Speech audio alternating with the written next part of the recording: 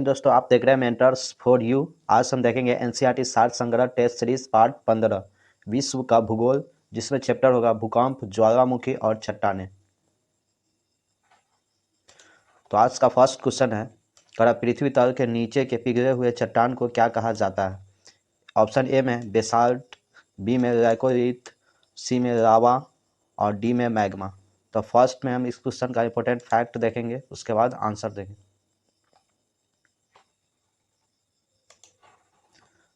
पृथ्वी के आंतरिक भाग में पिघले हुए पदार्थ को मैग्मा कहा जाता है। ज्वालामुखी उद्गार के दौरान मैग्मा धरातल पर आने के बाद लावा कहलाता है।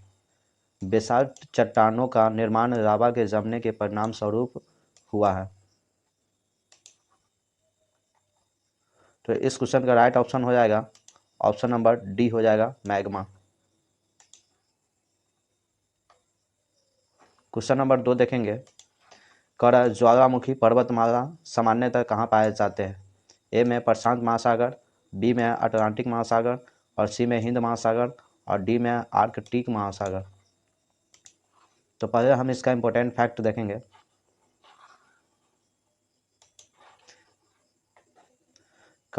विश्व के ज्वालामुखियों का लगभग 2/3 भाग प्रशांत महासागर के तटीय भागों में पाया जाता है। ज्वालामुखी की इस श्रृंखला को प्रशांत महासागर का ज्वालावृत्त, fire girdle of the Pacific तथा अग्निवलय रिंग ऑफ फायर कहते हैं। यह पेटी अंटार्कटिका के अरेबस पर्वत से प्रारंभ होकर दक्षिणी अमेरिका के पश्चिमी तट के सहारे मुख्यतः एंडीज पर्वतमाला का अनुसरण करती है। उत्तरी अमेरिका के रॉकीज पर्वत के ज्वालामुखी को सम्मिलित करके पश्चिमी भागों के सहारे अलास्का तक विस्तृत है।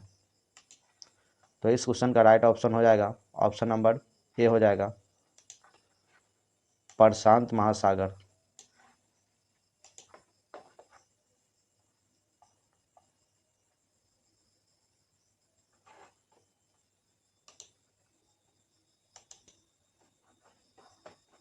क्वेश्चन नंबर 3 देखेंगे, लैकोलिथ और बैथोलिथ के निर्माण का संबंध किससे है? तो ए में भूकंप, बी में नदी अपरदन, सी में ज्वालामुखी और डी में हिमस्खलन। तो फर्स्ट में इसका इंपॉर्टेंट फैक्ट देखेंगे। जब ज्वालामुखी लावा भूपटल के आंतरिक भाग में ठंडा होकर जम जाता है तो कई भू आकृतियों का निर्माण होता है, जैसे बैथोलिथ, लैकोलिथ, लैपोलिथ, पैकोलिथ, सील व डाइक। तो इस क्वेश्चन का राइट ऑप्शन हो जाएगा ऑप्शन नंबर सी हो जाएगा ज्वालामुखी।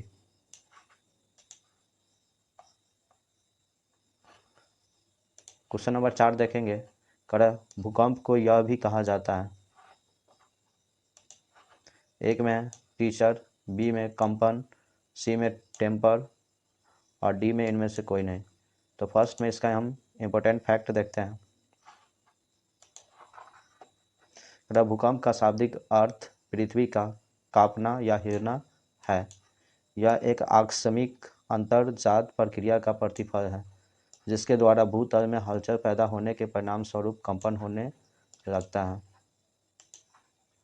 तो इस क्वेश्चन का राइट ऑप्शन हो जाएगा ऑप्शन नंबर बी कंपन। क्वेश्चन नंबर 5 देखेंगे, भूकंप का मुख्य कारण क्या है? ए में अनाच्छादन, बी में विवर्तनिक और सी में भू परिभ्रमण और डी में भू घूर्णन। तो फर्स्ट में इस क्वेश्चन का इंपॉर्टेंट फैक्ट देखेंगे। भूकंप की उत्पत्ति के कुछ प्रमुख कारण निम्न हैं: ज्वालामुखी क्रिया, भू संतुलन भ्रंशन, प्लेट विवर्तनिकी, प्रत्यास्थ पुनश्चलन, जलीय भार, उल्कापात, परमाणु बमों का परीक्षण आदि है। तो इस क्वेश्चन का राइट ऑप्शन हो जाएगा ऑप्शन नंबर बी हो जाएगा विवर्तनिकी।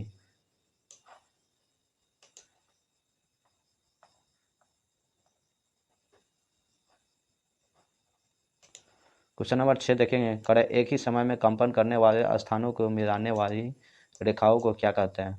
तो ए में है भूकंप रेखा, भूकंप रेखा है, समदाप रेखा है, सम भूकंपन रेखा है।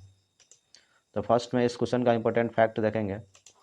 एक ही समय में भूकंप से उत्पन्न विनाश के परिणाम स्वरूप समान रूप से प्रभावित होने वाले स्थानों को मिलाने वाली रेखा को स्वभूकंपन रेखा कहा जाता है।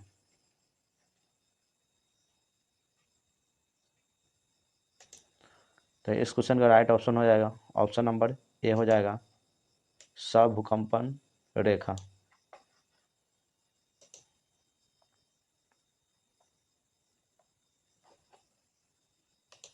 क्वेश्चन नंबर 7 देखेंगे। अधिकांश विध्वंसकारी भूकंपों का कारण सामान्यतः होता है। ए में है सुस्थितिक गति, बी में समस्थितिक गति समायोजन, और सी में है ज्वालामुखी विस्फोट, और डी में है प्लेट विवर्तनिकी। तो फर्स्ट में इस क्वेश्चन का इंपॉर्टेंट फैक्ट देखेंगे। अधिकांश भूकंपों का कारण प्लेट विवर्तनिकी है। प्लेट विवर्तनिकी सिद्धांत के अनुसार पृथ्वी की सतह 15 गतिशील प्लेटों, 6 बड़ी तथा 9 छोटी से निर्मित है। तो इस क्वेश्चन का राइट ऑप्शन हो जाएगा ऑप्शन नंबर डी प्लेट विवर्तनिकी। क्वेश्चन नंबर 8 में है सुनामी तरंगे किससे उत्पन्न होती हैं। ए में समुद्र के नीचे भूकंप, बी में चंद्रमा के आकर्षण, और सी में समुद्र में ज्वार, और डी में चक्रवात। तो फर्स्ट में हम इस क्वेश्चन का इंपॉर्टेंट फैक्ट देखेंगे। सुनामी केवल एक सागरीय तरंगे ही नहीं होती है, बल्कि यह सागरीय तरंगों की एक सतत प्रक्रिया श्रृंखला होती है जो महासागरीय नितल अथवा उसके नीचे भूगर्भीय संचालनों यानी भूकंप, भूस्खलन अथवा ज्वालामुखी उद्गार जैसी घटनाओं के कारण पैदा होती है।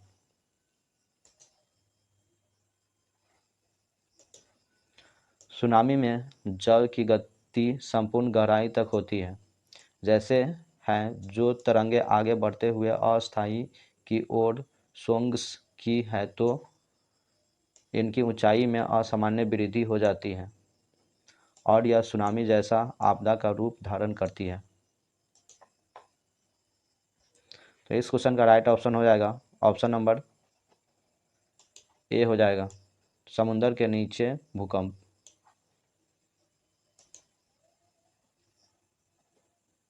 क्वेश्चन नंबर 9 है निम्न में से कौन ज्वालामुखी मैक्सिको में स्थित है। कोलिमा, पुरासे, सेमेर, एटना। तो फर्स्ट में इस क्वेश्चन का राइट ऑफ इंपॉर्टेंट फैक्ट देखेंगे। कोलिमा ज्वालामुखी मैक्सिको में स्थित सक्रिय ज्वालामुखी है। इसको वॉल्केनो ऑफ फायर के नाम से भी जाना जाता है। इस क्वेश्चन का राइट ऑप्शन हो जाएगा ऑप्शन नंबर ए हो जाएगा कोलिमा।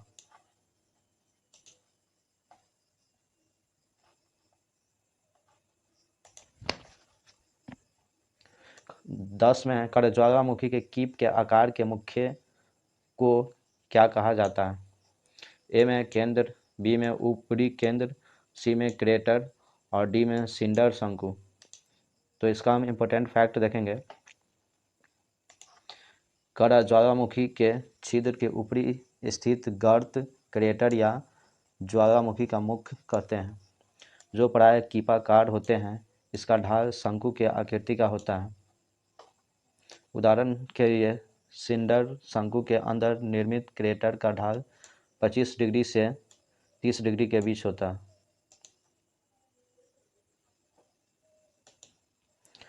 जैसे जैसे शंकु का विस्तार है उसके क्रेटर का आकार भी बढ़ता जाता है।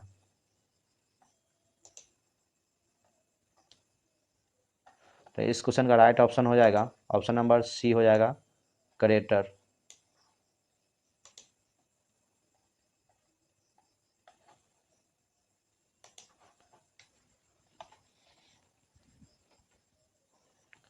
क्वेश्चन नंबर 11 देखेंगे। भूकंप के परिमाण को मापने के यंत्र को कहा जाता है। ए में आइडियोग्राफी, बी में पेंटोग्राफ, सी में आर्गोग्राफ, और डी में सिस्मोग्राफ। तो हम फर्स्ट में इंपॉर्टेंट फैक्ट देखते हैं। वह यंत्र जिसकी सहायता से भूकंपीय तरंगों की तीव्रता परिमाण का मापन किया जाता है उसे भूकंप रेखी या सिस्मोग्राफ कहते हैं। इसके 3 स्केल हैं, रॉसी फेरर स्केल या 1 से 11 तक मापता है,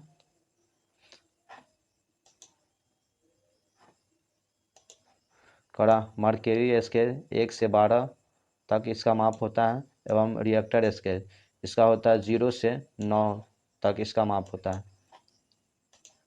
तो इस क्वेश्चन का राइट ऑप्शन हो जाएगा ऑप्शन नंबर सी हो जाएगा, सिस्मोग्राफ।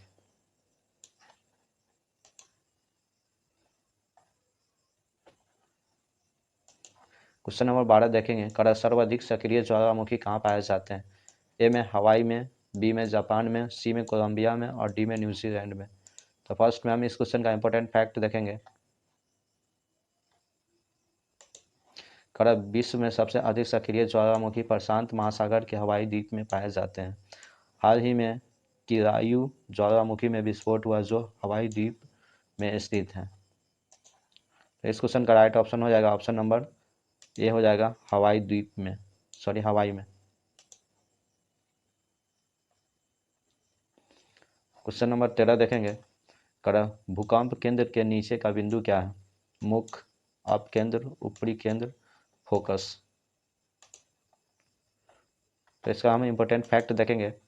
कड़ा पृथ्वी के आंतरिक भाग में वह स्थान या भूपट्टी के नीचे जहाँ से कंपन आरंभ होता है अर्थात भूकंप की उत्पत्ति होती है, उसे भूकंप का उद्गम केंद्र या भूकंप मूल फोकस कहते हैं। जिस स्थान पर भूकंपीय तरंगों का अनुभव सबसे पहले किया जाता है उसे अधिकेंद्र कहते हैं। तो इस क्वेश्चन का राइट ऑप्शन हो जाएगा ऑप्शन नंबर डी हो जाएगा, फोकस।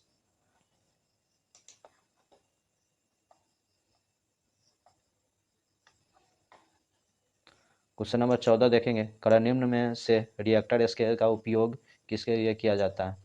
तो ए में हवा की आर्द्रता, बी में वायु का वेग और सी में है भूकंप का परिमाण और डी में तरल का घनत्व।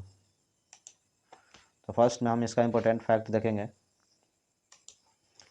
कड़ा भूकंप का परिमाण तीव्रता को रिएक्टर स्केल पैमाने से मापा जाता है। इस पैमाने का आविष्कार प्रसिद्ध भूकंपवेत्ता चार्ल्स एफ रिएक्टर ने किया था। इसका मानक 0 से 9 तक होता है तथा प्रत्येक आगे की संख्या अपनी पूर्ववर्ती संख्या से 10 गुना अधिक परिणाम को दर्शाता है। तो इस क्वेश्चन का राइट ऑप्शन हो जाएगा ऑप्शन नंबर सी हो जाएगा, भूकंप का परिमाण।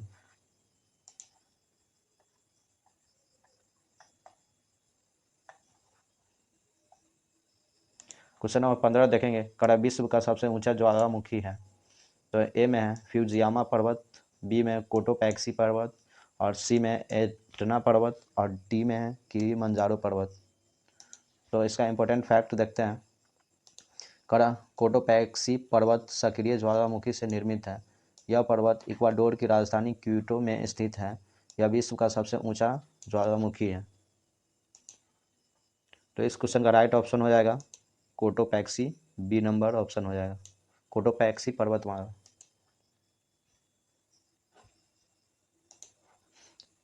क्वेश्चन नंबर 16 कड़ा क्यांतरित चट्टान में क्या परिवर्तन कर देता है?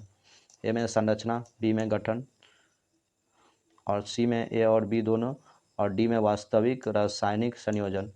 तो फर्स्ट में हम इसका इंपॉर्टेंट फैक्ट देखेंगे। कड़ा जब ताप एवं दाब के परिणाम स्वरूप आग्नेय तथा अवसादी चट्टानों में उनके गठन एवं स्वरूप में परिवर्तन या रूपांतरण हो जाता है तो इसे रूपांतरित चट्टान कहते हैं। रूपांतरित चट्टान के उदाहरण हैं सैलेट, शिस्ट, फाइलाइट, डोलोमाइट, संगमरमर, क्वार्टरजाइट इत्यादि। यह चट्टानें सर्वाधिक कठोर होती है। तो इस क्वेश्चन का राइट ऑप्शन हो जाएगा ऑप्शन नंबर सी हो जाएगा, यानी ए और बी दोनों ऑप्शन इसका सही है।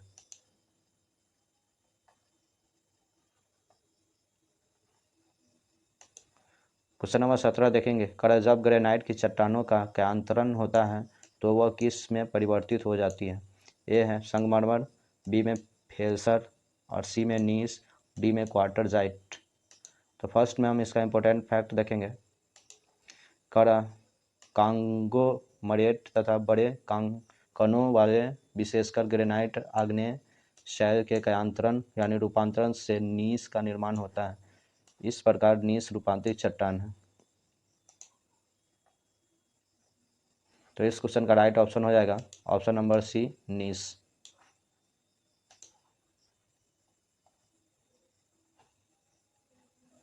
क्वेश्चन नंबर 18 देखेंगे। बलुआ पत्थर किस प्रकार की चट्टान है?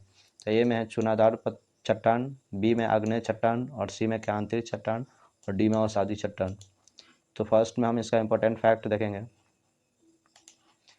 पृथ्वी तल पर आग्नेय चट्टानों के अपरदन व निक्षेपण के परिणाम स्वरूप निर्मित चट्टानों को अवसादी चट्टान कहते हैं।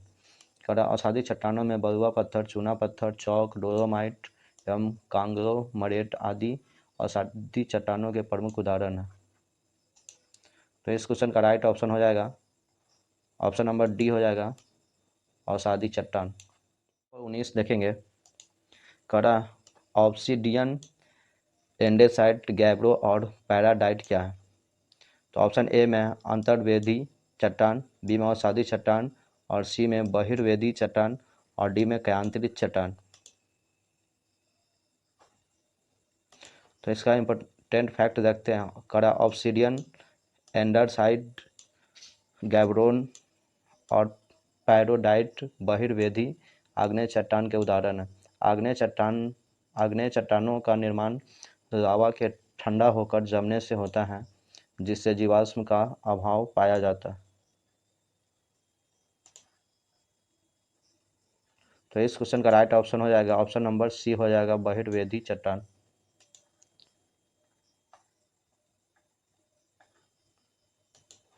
क्वेश्चन नंबर 20 देखेंगे। अधिकांश भूपट्टी किस शैल से बनी है? तो ए में आग्नेय, बी में कायांतरित, सी में अवसादी और डी में कार्बोनेट। तो इम्पोर्टेंट फैक्ट देखते हैं। भूपट्टी का लगभग 90% भाग आग्नेय चट्टानों से निर्मित है। संपूर्ण भूपट्टी के निर्माण में इसका योगदान मात्र 5% ही है। तो इस क्वेश्चन का राइट ऑप्शन हो जाएगा ऑप्शन नंबर ए हो जाएगा आग्नेय। क्वेश्चन नंबर 21 देखेंगे। निम्न में से कौन सा प्राथमिक शैल का उदाहरण है? ए में ग्रेनाइट, बी 2 में बेसाल्ट और 3 में चूना पत्थर, 4 में संगमरमर। तो इस क्वेश्चन में ऑप्शन दिए हुआ है। एक में है ऑप्शन ए में केवल 1 और 2 और ऑप्शन बी में है केवल 1, 3, 4 और सी में है केवल 2, 3 और डी में 3 और 4।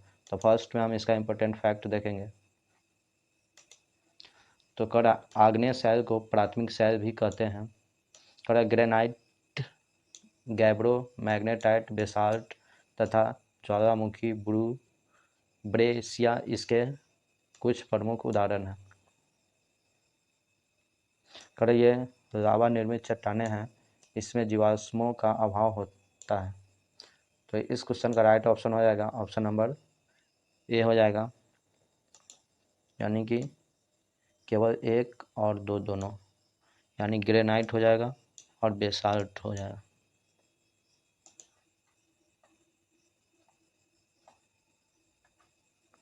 क्वेश्चन नंबर 22 में निम्न में से कौन सा युग्म सही है? 1 में है आग्नेय शैल गैब्रो और 2 में अवसादी शैल चूना पत्थर और 3 में कायांतरित शैल संगमरमर। तो इसमें ऑप्शन दिए हुआ है। ए में केवल 1, बी में है केवल 2, 3 और सी में केवल 3 और डी में 1, 2, 3। तो इसका इंपॉर्टेंट फैक्ट देखते हैं। आग्नेय शैल ग्रेनाइट, गैब्रो, बेसाल्ट, मैग्नेटाइट, ज्वालामुखी, ब्रेसिया है। अवसादी शैल बालू का सम, पिंडी, शिला, चूना पत्थर, कोयला। कायांतरित शैल है ग्रेनाइट, स्लेट, शिस्ट, संगमरमर, क्वार्टरजाइट। तो इस क्वेश्चन का राइट ऑप्शन हो जाएगा डी नंबर हो जाएगा, यानी कि 1, 2, 3 हो जाएगा। 1 नंबर, 2 नंबर और 3 नंबर, यानी सब सही है। Thank you for watching mentors. Like कीजिए, कमेंट कीजिए और शेयर कीजिए और मेंटर्स के साथ यूं ही बने रहिए।